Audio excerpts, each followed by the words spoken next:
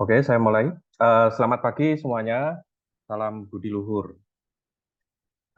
Karena ini pertemuan pertama, maka perlu saya sampaikan dulu hal-hal sebagai berikut. Jadi di dalam mata kuliah jaringan komputer ini merupakan mata kuliah wajib dengan kode KP 041. Selama 16 pertemuan ke depan, kurang lebih sesuai dengan bagan di sini. Rekan-rekan bisa mengakses seluruh materi perkuliahan selama satu semester melalui LMS. Jadi di sini ada daftar pustaka yang bisa dilihat. Nah, seperti ini kurang lebih. Kemudian ada materi bahan ajar. Di sini ada pretest. Silakan nanti dilakukan secara asinkronus saja pretestnya. Kemudian di sini ada presensi. Nanti di setiap pertemuan silakan melakukan presensi terlebih dahulu. Kemudian bahan ajar, dan ini file presentasi. Kemudian saya tambahkan juga video untuk menambah pengetahuan kita. Dan ada forum, bisa bertanya dan berdiskusi di forum ini. Kemudian setiap pertemuan, silakan menyampaikan umpan balik. Dan untuk angket yang lebih panjang secara umum bisa mengisi survei kepuasan mahasiswa. Nah, dalam pertemuan ini ada pretest, post-testnya nanti dilakukan di pertemuan terakhir perkuliahan, yaitu pertemuan 16 atau 15. Oke, sampai sini ada pertanyaan? Kalau tidak ada pertanyaan, saya akan lanjutkan ke tutorial. Bagaimana Pak Put? Apa ada pertanyaan? Sangat jelas Bapak, mangga lanjut. Ya, oke. Yang lain sudah cukup jelas ya, terima kasih. Saya lanjut untuk share presentasi.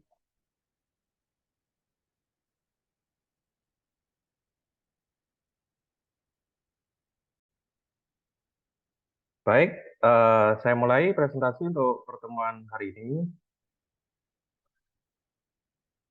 Untuk pertemuan ini kita hanya pengenalan jaringan komputer, semacam pengantar. Kita mempelajari secara umum apa-apa saja yang akan dipelajari selama perkuliahan satu semester. Jadi sifatnya hanya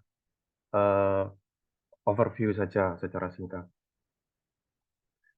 Nah, tujuan mempelajari dalam pertemuan satu ini diharapkan mahasiswa memahami bagaimana teknologi jaringan mempengaruhi hidup kita, kemudian memahami konsep komunikasi, kemudian memahami komponen-komponen jaringan, kemudian bisa membandingkan dan mengenali topologi untuk LAN dan WAN, dan akses internet, bagaimana cara akses, kemudian perangkat-perangkat yang diperlukan untuk end user, serta jaringan terkonvergensi, yaitu gabungan dari berbagai keperluan ke dalam satu jaringan. Dan yang terakhir adalah implementasi kebudiluhuran dalam memanfaatkan jaringan komputer. Selanjutnya kita akan nonton video dulu untuk menyemangati kita. Mohon disimak, nanti ada satu pertanyaan di belakang. Suaranya masuk ya? Masuk, Pak. Terima kasih.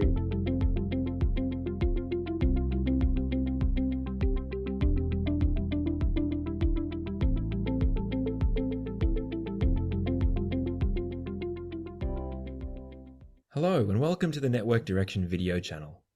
What you found here is the start of a new group of videos designed to help you understand the foundations of networking.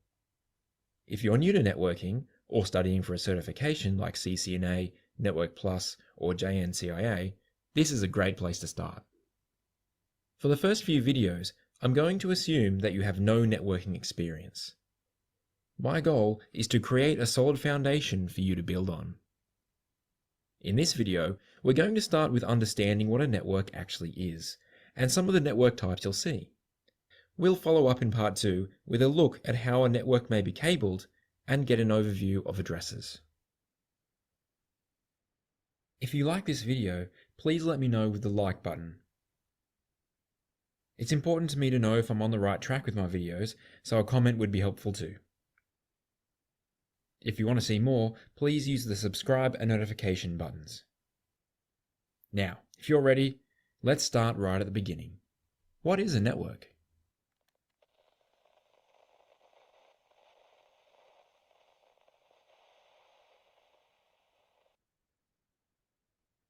So maybe you already know what a network is. Maybe you've built your own network at home or helped someone to run the network at school or at your job. That's okay. I don't want to bore you, so if this applies to you, I would like to give you this challenge. Pause the video and think of a good description of what a network is. If you've come up with something you're happy with, well done. Feel free to skip ahead. Otherwise, stay with me and I'll see if I can come up with something for you. At work or home, you have a bunch of devices. Computers, printers, TVs, and so on. You connect these by means of a network. When the devices are connected, they're able to share data. This could be sending a print job to a printer, sending an email, or streaming video. This can also be used for sharing an internet connection. Mostly, network users are unaware of the network they're using. As long as they can browse the internet, do their job, browse YouTube, they're usually fine. For all of these devices to communicate, they need to be connected together somehow. One way is to plug cables into the devices and connect them to another device called a switch. An example is in a school's computer lab. In this case, a computer in the lab connects to a wall socket with a cable. Another cable runs through the wall, which comes out at a patch panel. This may be in a cabinet on the wall somewhere in the room, or in another room entirely. The port on the patch panel then connects to the switch. You might have a switch at home too. Most homes don't have wall sockets, so devices are connected directly to the switch. We'll talk more about how switches work later. We can also connect devices wirelessly. A common way to do this is to use a wireless access point. A wireless network like this is also called Wi-Fi. An example of this is if you have a tablet. It is impractical to cable it in, so wireless is a good option.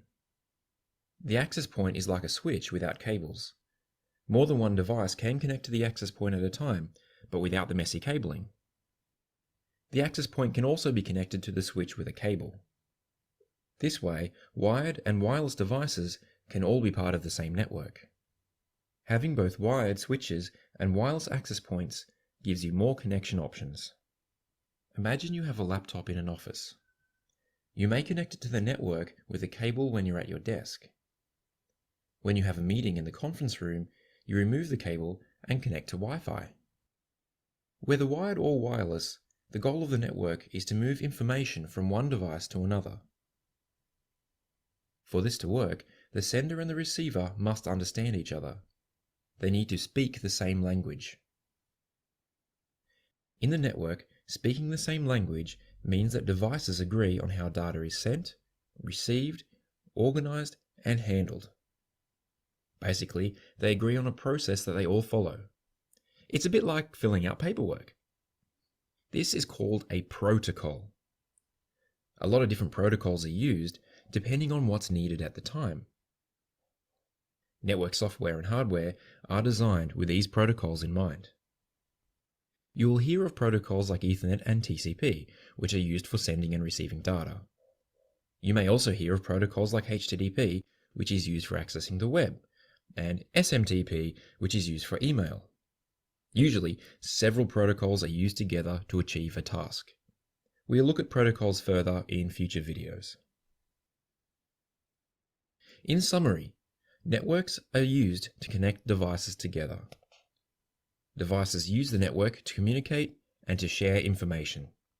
To share information, devices need to speak the same language. This language is called a protocol, which is a set of instructions of how to handle the information. We're going to start with some simple questions to get the brain working. Firstly, what are the two ways computers can connect to the network? To follow on from that, what devices do they usually connect to?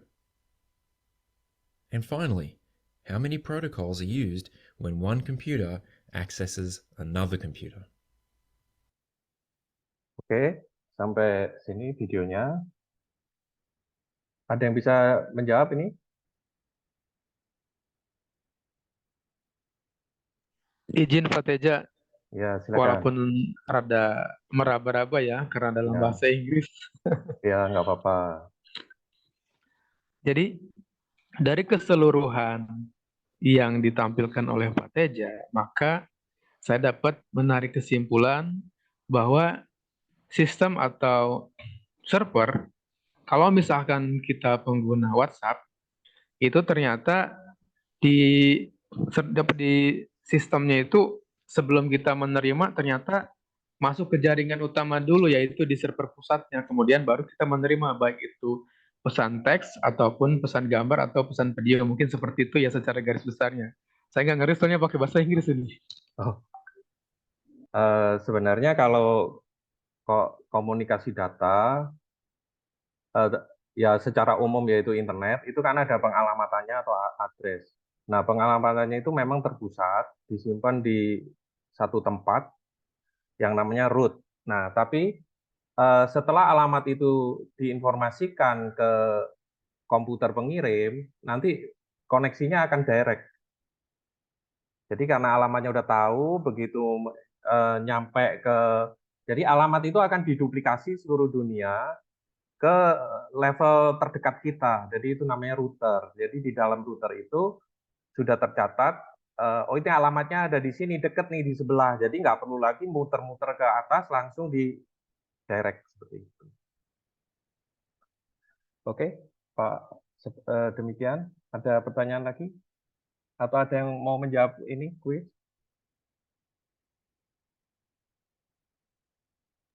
Izin menjawab, Pak Teja mencoba Ya. menjawab. Silakan. Ya, mencoba menjawab nomor 1 mungkin ya Pak. What are the Ya. two ways computer and can connect to the network? Ya. Mungkin jawaban saya bisa dengan kabel atau wireless ya Pak. Barangkali seperti itu. Dari sisi media yang digunakan, maka yang satu wireless, yang satu wire. Jadi yang satu menggunakan kabel, yang satu tanpa kabel. Karena pertanyaan ini general, jadi jawabannya sebenarnya bisa banyak, tergantung perspektif kita memandang. Oke, ada lanjut? Ada lagi? Apa ada yang bisa menjawab kedua? Ini pastinya lebih mudah karena ada di sekitar kita. Apa perangkat yang seringkali atau yang biasanya digunakan untuk terhubung ke internet? Jadi perangkat yang untuk menghubungkan kita ke internet ya, bukan komputer atau handphonenya. Mungkin di rumah. Izin Pak Teja, satu pertanyaan. Ya, silakan. Perkembangan teknologi untuk mentransfer file itu dari zaman dulu ya. Dulu Ya. itu kan ada yang namanya inframerah. Iya. Setelah inframerah ada Bluetooth. Iya. Setelah Bluetooth ada sekarang Share-it. Mungkin ada yang lebih canggih dari Share-it atau Share apalah gitu. Iya. Nah itu untuk mengirim satu file ke file yang lain atau satu device ke device lain, tentunya itu menggunakan data yang super besar. Nah pertanyaannya, kalau misalkan kita mengirimnya dengan cepat, apakah langsung melalui root itu atau server atau kayak gimana? Mohon pencerahannya Pak Teja Punten. Terima kasih. Ya, terima kasih. Terima kasih pertanyaannya. Jadi yang disebutkan tadi itu termasuk ke dalam menggunakan media wireless. Kalau medianya wireless itu biasanya direct langsung point to point. Memungkinkan juga point to multi point. Jadi dari satu titik langsung disebarkan ke titik yang lain. Secara bersama-sama, ke banyak titik yang lain secara bersama-sama. Jadi untuk teknologi infrared, Bluetooth, Wi-Fi, atau kita masuk ke 4G, 5G, karena itu nanti ada kita bahas convergent namanya. Nah, semuanya itu termasuk menggunakan media wireless. Jadi infrared, Bluetooth, Wi-Fi, dan ada 4G, 5G dan sebagainya itu semuanya termasuk dalam kategori wireless. Yang membedakan adalah tata cara atau protokol dan teknologi yang digunakan. Nah, terlepas tadi masalahnya untuk data yang besar, ada kemungkinan setiap jenis tadi itu standarnya pun bisa lebih dari satu. Jadi yang saya sebutkan tadi infrared, Bluetooth, Wi-Fi itu seperti brand standar. Jadi kalau disebut Wi-Fi, kenapa nggak disebut wireless atau apa? Wi-Fi itu ada logonya yang namanya wireless fidelity. Jadi di situ sudah mengacu ke aturan-aturan tertentu. Jadi kalau mengatakan kita Wi-Fi, harusnya sesama Wi-Fi saling terhubung. Nah, tetapi Wi-Fi dengan wireless yang lain belum tentu terhubung. Karena aturannya atau protokol yang dianut berbeda-beda. Nah, menyangkut ke besarnya data yang dikirimkan, apakah bisa secara langsung atau tidak, secara cepat atau tidak. Nah, untuk infrared dan Bluetooth itu memiliki keterbatasan karena dia akan menyangkut ke kecepatannya. Jadi karena protokol dan teknologinya sehingga berefek ke kecepatan maksimum yang bisa dilakukan.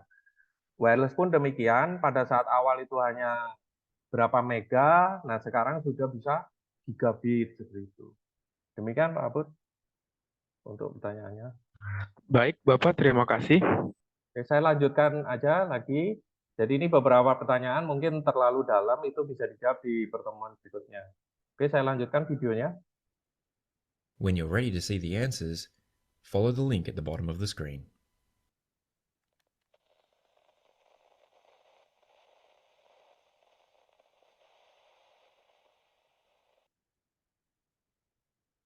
Networks connect devices. You could call devices on the network nodes. Nodes may include devices that help control the traffic flowing through a network, like switches and routers. Nodes also include endpoints or hosts. These are devices that send and receive the bulk of the traffic.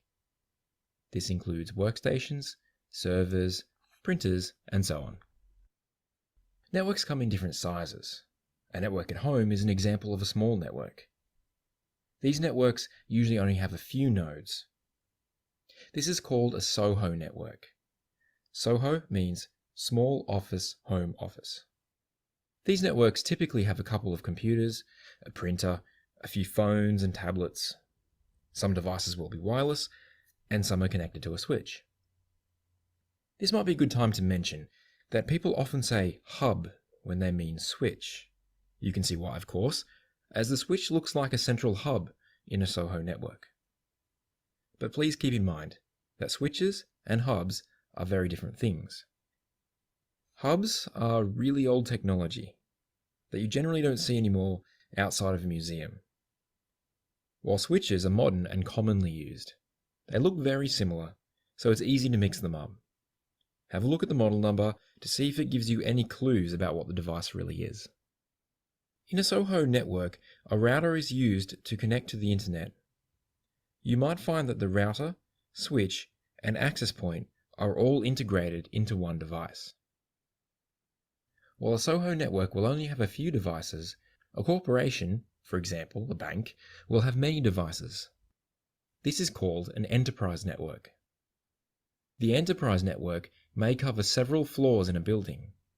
They may also have several office buildings in different cities or even across different countries. An internet provider has a very large network. This is called a service provider network. Not only do they provide internet access, they also offer services to connect their customers together. Consider the bank with offices all around the country.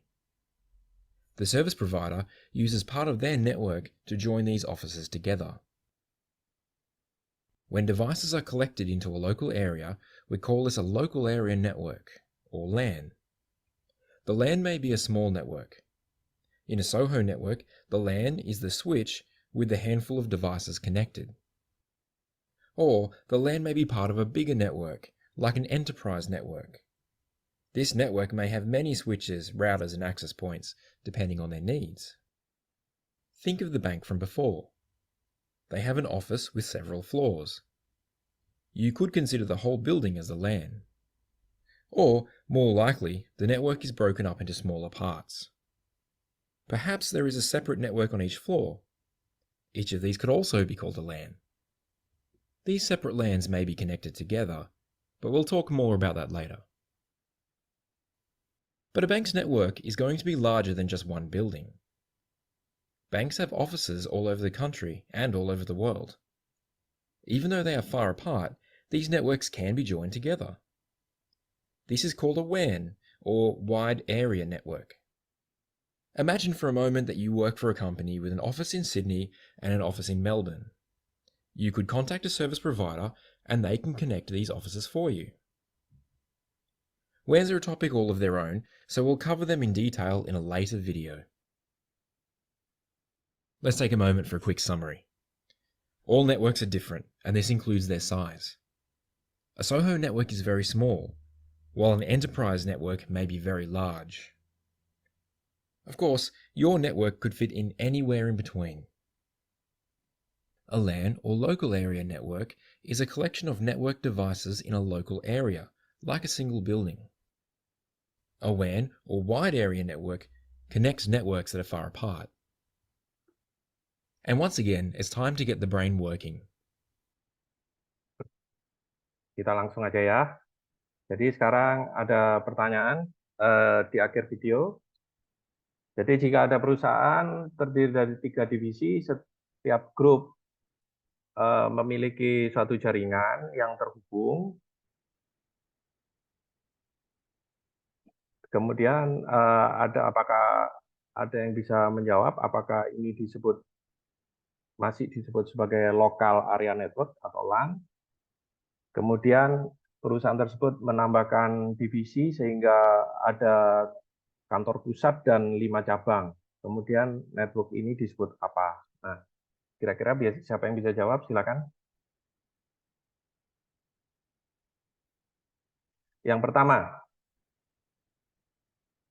dalam satu perusahaan, jaringan komputernya disebut LAN. Bagaimana menurut pendapat teman-teman? Baik, Pak Teja. Ya, silakan, Pak Abdul. Saya coba nih, walaupun saya nggak begitu paham ya. Ya, Pak. Kalau menurut saya ya, pengalaman saya itu di kantor, kalau masih dalam satu kantor gitu ya, walaupun dia banyak divisi ya, mungkin masih bisa menggunakan LAN karena terhubung dengan kabel-kabel itu ya. Ya. Tapi kalau sudah beda cabang, mungkin udah WAN. Ya, kalau nggak salah seperti itu. Ya, benar. Terus ada yang mau jawab satu pertanyaan lagi? Jika dia sudah, tadi jawabannya langsung ya, berlaku untuk yang atas LAN, yang bawah jadi WAN. Kemudian ada yang punya pendapat lain? Silakan.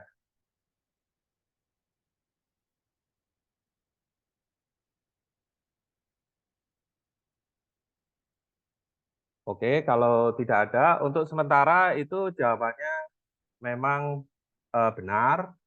Tetapi dalam kondisi tertentu, bisa jadi walaupun dalam satu gedung, itu bersifat sebagai WAN. Nah, penasaran itu harus mengikuti perkuliahan jaringan komputer ini selama 1 semester. Jadi, video saya akhiri, kemudian kita akan lanjut ke presentasi tutorial berikutnya.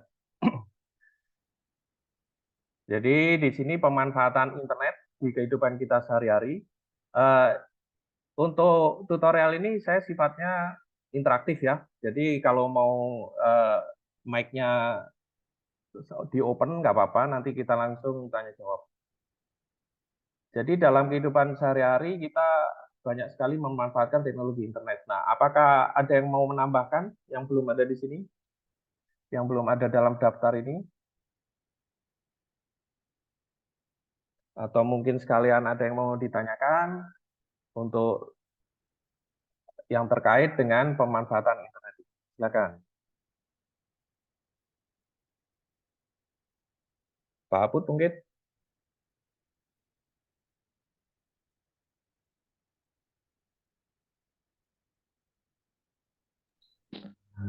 Izin Pak Teja, Ya, silakan.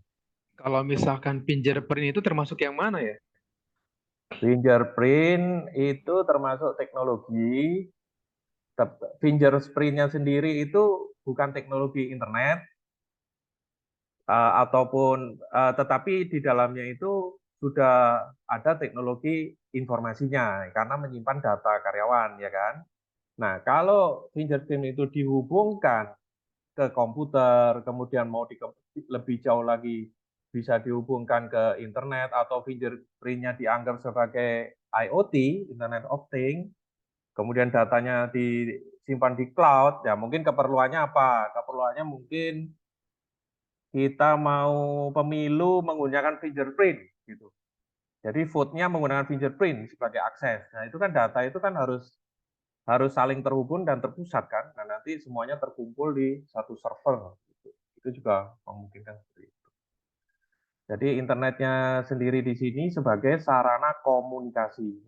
Nanti di slide berikutnya kita akan membahas mengenai komunikasi. Nah, ini. Jadi konsep komunikasi itu kan terdiri dari 3 komponen, yaitu ada pengirim. Ya, kalau kita bicara komunikasi berarti ada yang bicara, ada yang disampaikan, kemudian ada yang mendengarkan.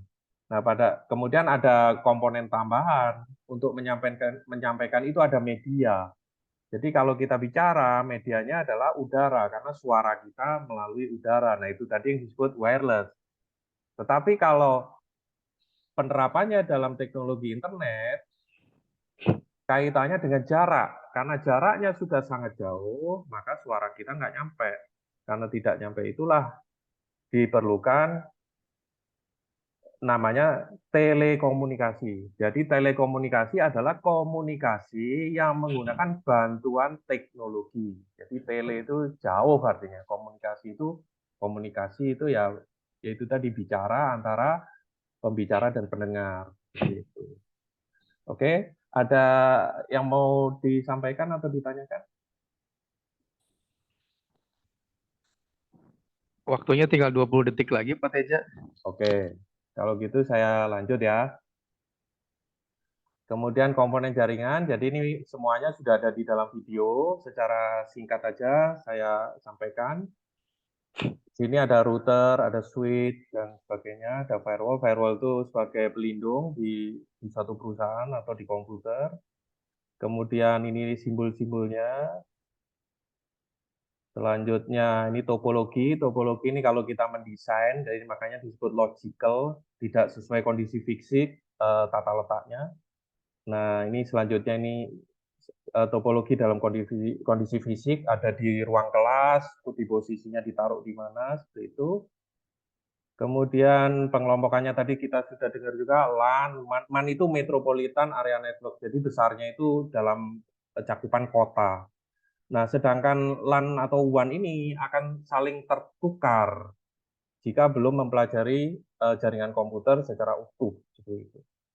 Jadi ada kalanya dalam satu gedung yang berdekatan kita sebut WAN karena menggunakan internet, tidak ada hubungan langsung. Nah, internet itu merupakan contoh WAN yang sangat besar. Kemudian interaksinya bisa client server, yaitu ada satu server yang diakses, atau peer-to-peer antara dua pihak. Terus kemudian ini koneksi gambaran dari LAN itu yang warna kuning atau warna hijau muda ya itu. Kemudian WAN itu yang di tengah ya, WAN itu yang ya di tengah itu internet itu sebagai contoh WAN, atau dua LAN yang terhubung melalui router itu juga disebut sebagai WAN. Kalau peer-to-peer seperti ini, dua komputer, yang satu terhubung printer, kemudian di-share ke komputer yang lain. Nah, selanjutnya ini contoh ilustrasi aja, kalau di rumah seperti itu, kalau di kantor kecil seperti itu, di kantor besar bertingkat-tingkat, kalau di seluruh dunia pasti seringkali menggunakan internet. Jadi di dalam internet itu kita bisa melakukan yang namanya virtual network. Jadi LAN-nya ditumpangkan di dalam internet, jadinya VLAN gitu. Kemudian cakupannya internet itu yang paling luas, ada extranet, ada intranet. Intranet adalah teknologi internet yang diadopsi oleh satu perusahaan. Jadi kepemilikannya itu adalah perusahaan. Nah, intranet yang dihubungkan ke ke internet itu menjadi extranet, seperti melayani internet banking dan sebagainya. Nah, ini selanjutnya komponen tadi sudah ya sekilas, kemudian kita mulai lihat di sini ada gambar telepon juga yang sudah bergabung ke dalam satu jaringan. Terus ini tipe jaringannya ada yang wired, ada wireless. Kalau wired itu tembaga dan fiber sebagai contoh. Kalau wireless itu radio, frekuensi, infrared, ada microwave dan sebagainya. Bisa satelit juga termasuk wireless. Kemudian ini klasifikasinya itu LAN, kemudian ada penghubungnya menjadi WAN gitu ya, internet network. Jadi menghubungkan antara dua LAN. Kemudian ada komponen, itu tadi komponen hardware-nya, di atasnya ditumpangi lagi ada software-nya, baru bisa bekerja dengan baik, seperti itu. Kemudian cara mengakses internetnya seperti ini, kita terhubung ke ISP, banyak pilihan saat ini, dan sudah relatif murah. Kemudian dari sisi end user, seperti ini, peralatannya tadi, end device, kita butuh modem atau router, kalau langganan First Media atau Speedy atau seperti itu ada modem router yang tergabung dalam satu perangkat. Kemudian ini ada terkonvergensi, jadi sekarang ada kebutuhan untuk suara telepon ataupun data itu tergabung menjadi satu ke dalam teknologi internet.